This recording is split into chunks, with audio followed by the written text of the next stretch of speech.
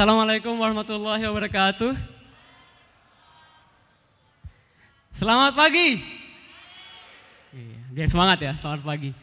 Baik, Om dan Tante sekalian, saya kebiasaan. Jadi kalau di komunitas Bukalapak, kita menyapanya dengan sebutan Om dan Tante. Jadi mungkin ke depan dalam waktu 15 sampai 20 menit ke depan saya akan menyapa teman-teman pada malam hari ini dengan sebutan Om dan Tante. Sepakat ya? Sepakat ya? Siap. Oke, judul materi pada malam hari ini mungkin agak sedikit berat, tapi sebetulnya saya akan membuat ini akan lebih sedikit simpel ya. Judulnya adalah bagaimana mewujudkan ekonomi digital berbasis kerakyatan. Apa itu berbasis kerakyatan? Ya mungkin ada kaitannya dengan komunitas. Tapi sebelumnya saya ingin tanya dulu, di sini di ruangan ini yang sudah pernah belanja di Bukalapak boleh angkat tangan? Ada 2000 ya, luar biasa. Di sini di ruangan ini yang sudah pernah jualan di Bukalapak? Ada 2.500, alhamdulillah. Oke, perkenalan sedikit. Jadi kalau di Bukalapak saya sebagai Head of Community Management, di Bukalapak kita punya divisi khusus yang menangani pelapak Bukalapak. Jadi pelapak kita saat ini ada 2 juta lebih. Nah, divisi komunitas termasuk divisi yang diberikan kepercayaan untuk memanage pelapak-pelapak Bukalapak di seluruh Indonesia. Selain itu di Bukalapak juga divisi komunitas kerjaannya mungkin bisa dibilang jalan-jalan dari satu kota ke kota lainnya. Kita punya lebih dari 83 komunitas di Indonesia. Nah, apa yang akan saya bahas di malam hari ini ada beberapa hal. Yang pertama saya akan ngomongin sedikit mengenai perbedaan generasi. Saya ingin mengetahui kira-kira yang ada di ruangan ini masuk ke dalam kategori generasi yang seperti apa. Kemudian yang kedua, saya akan sedikit ngomongin mengenai ekonomi digital. Apa sih itu ekonomi digital? Apa definisinya dan bagaimana itu ditranslate atau diterjemahkan dalam kehidupan kita sehari-hari. Kemudian sedikit mengenai marketplace dan yang terakhir mengenai komunitas. Oke, gambar ini udah tahu ya. Ini adalah gambar kakek-kakek. Kemudian ya ini paruh baya lah. Kemudian yang ini adalah generasi kekinian, X, Y, Z. Kira-kira di ruangan ini yang termasuk dalam kategori generasi X, boleh angkat tangan. Yang generasinya adalah dulu kuliah masih pakai OHP. Masih ingat nggak kuliahnya dulu pakai OHP? Boleh angkat tangan, jangan malu-malu loh. 1, 2, 3, banyak juga ya yang sudah mungkin masih ingat kaset, Walkman, ya. Kalau pakai tipek tuh tipeknya ada, tahu nggak sih tipek yang dikocok dulu? Kayak ada kelerengnya di dalam. Nah itu adalah generasi X. Kemudian ada generasi Y dan juga Z. Kalau Z itu yang lahirnya kira-kira di atas tahun 90, di atas 95 ke atas ya. Tahun 95, 96, 97 itu adalah generasi Z. Yang ketika dia lahir dia sudah kenal yang namanya iPad. Ya. Nah bedanya macam-macam. Kalau kita ngelihat dari kategori dari 4 generasi ini, ada yang namanya generasi tradisionalis yang lahir tahun 20-an, itu kira-kira kakek kita. Kemudian generasi baby boomer atau generasi yang kelahiran tahun 44-64 itu kira-kira orang tua kita. Kemudian ada juga generasi X yang kelahirannya tahun 65 sampai dengan tahun 77. Dan generasi Y itu kelahiran tahun 78 hingga tahun 95. Nah generasi Z itu 95 ke atas. Di sini sebagian besar generasi yang mana nih? Z. Semuanya pada ngaku generasi Z ya. Nah, salah satu karakteristiknya adalah generasi Z ini masalah media. Bagaimana mereka mengkonsumsi media. Teman-teman pasti perhatikan saja. Pada saat dulu kita kalau bangun tidur, biasanya kalau ibu-ibu zaman ini ya, langganan koran, ketika bangun tidur minum kopi, baca koran. Kalau sekarang yang kita cek apa? Handphone. Spesifiknya kira-kira handphone yang dicek apa? Sosial media, ya.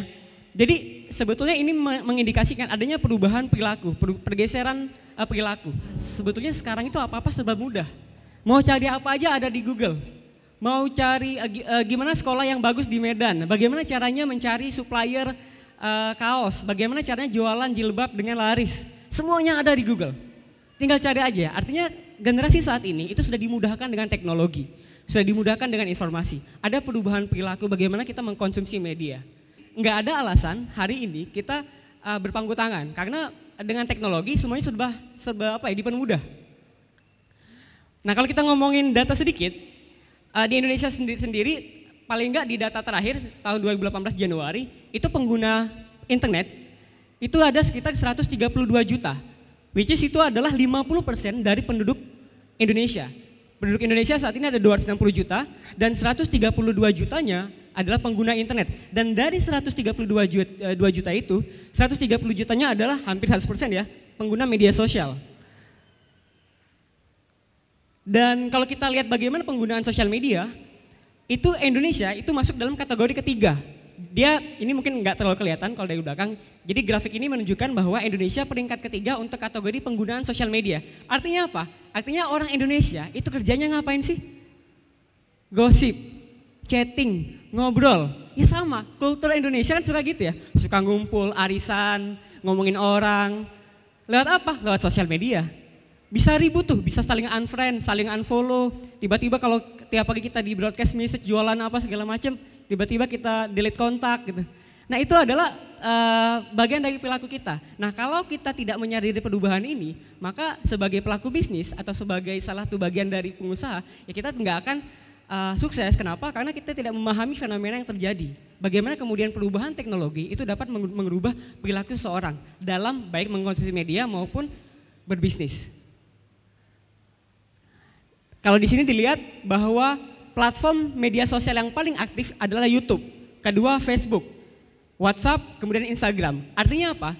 Artinya channel-channel ini atau platform-platform ini menjadi platform yang cukup ampuh untuk berjualan. Kalau kita ngomongin dalam konteks bisnis online. Jadi kalau misalnya bikin iklan di YouTube atau bikin iklan di Facebook atau bikin iklan di WhatsApp, itu cukup efektif. Kenapa? Karena banyak orang Indonesia menggunakan platform-platform ini. Nah bahkan untuk penggunaan Instagram, Indonesia itu juara ketiga setelah Amerika dan Brazil. Jadi memang Instagram beberapa 1-2 tahun terakhir cukup powerful untuk berjualan. Makanya kalau kita ngomongin jualan online biasanya, kalau dia belum mengenal marketplace, biasanya orang-orang itu jualan lewat Instagram.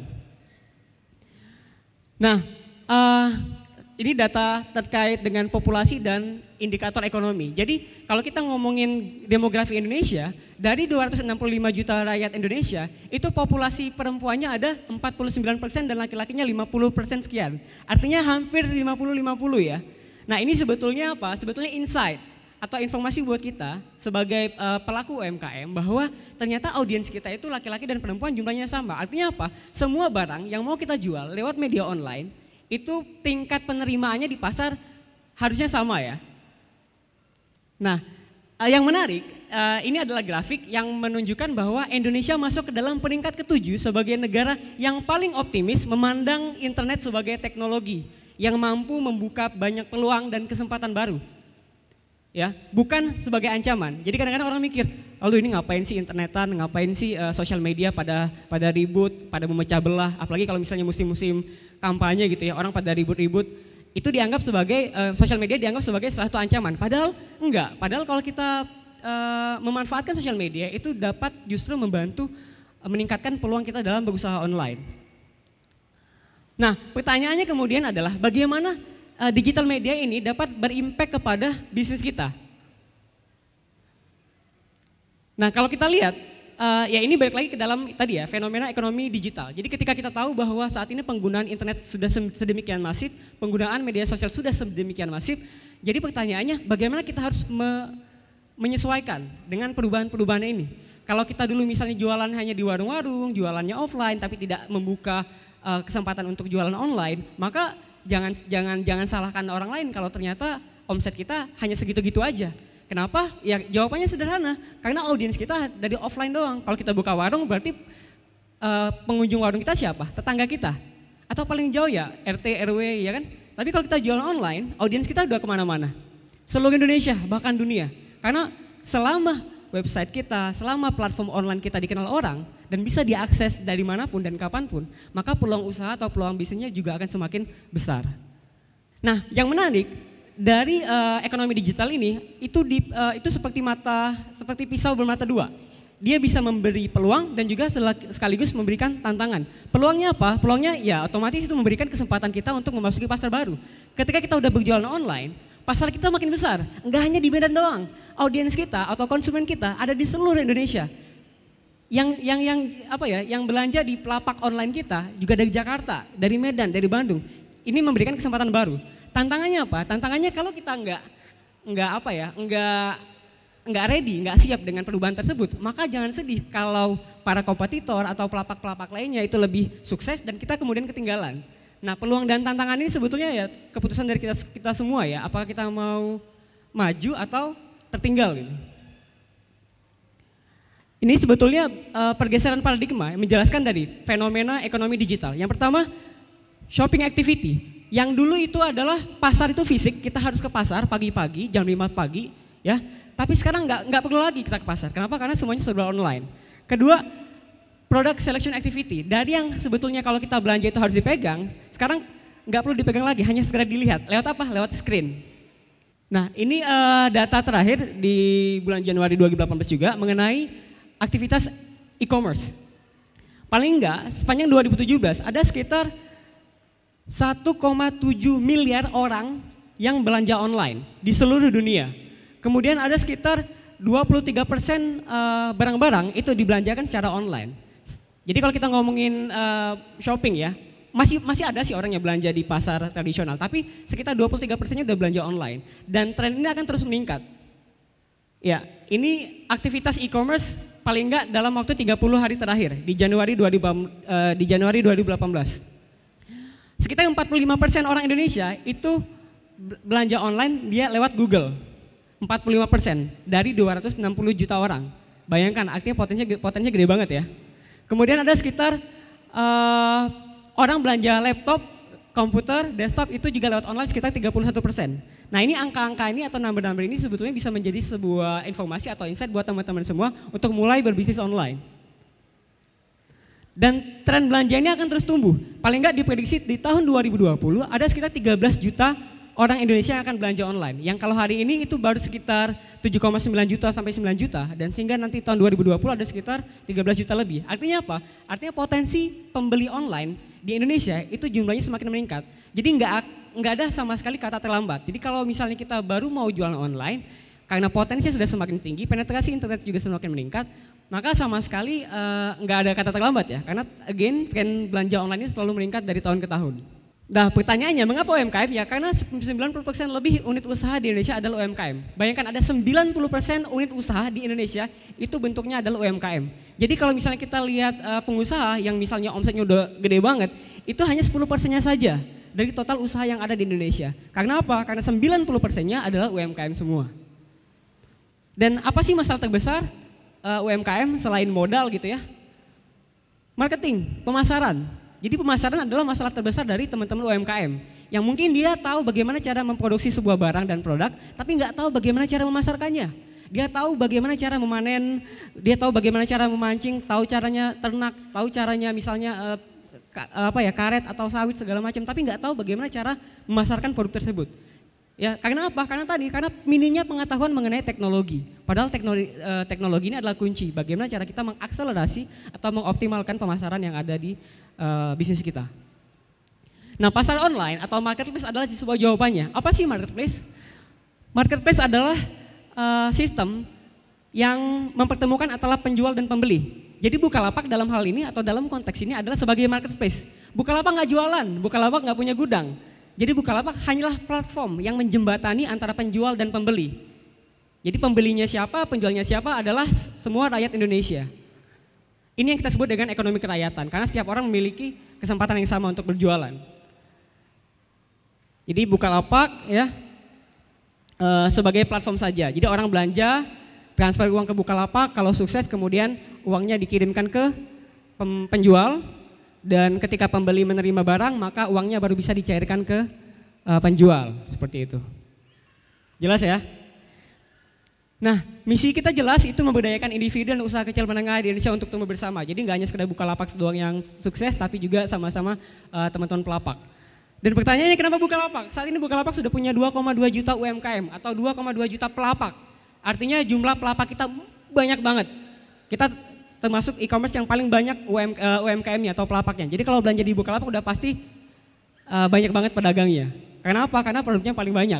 Kita ada 46 juta produk dan saat ini pengguna kita udah 16 juta lebih.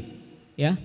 Jadi kalau misalnya kita jualan di Bukalapak ya konsumen itu pasti ada. Dan paling enggak dalam satu hari lebih dari 8 juta kunjungan. Jadi kalau misalnya jualan di Bukalapak nggak laku kok kayaknya kebangetan.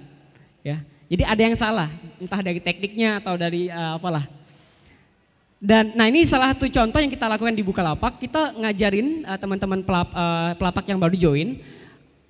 Waktu itu tahap pertama dalam waktu 3 bulan, para pelapak-pelapak yang belajar ngelapak di Bukalapak itu menghasilkan omset sekitar 1 miliar lebih dalam waktu 3 bulan. Tahap kedua, kita juga bikin hal yang sama, dalam waktu 2 bulan mereka bisa menghasilkan omset lebih dari 2 miliar.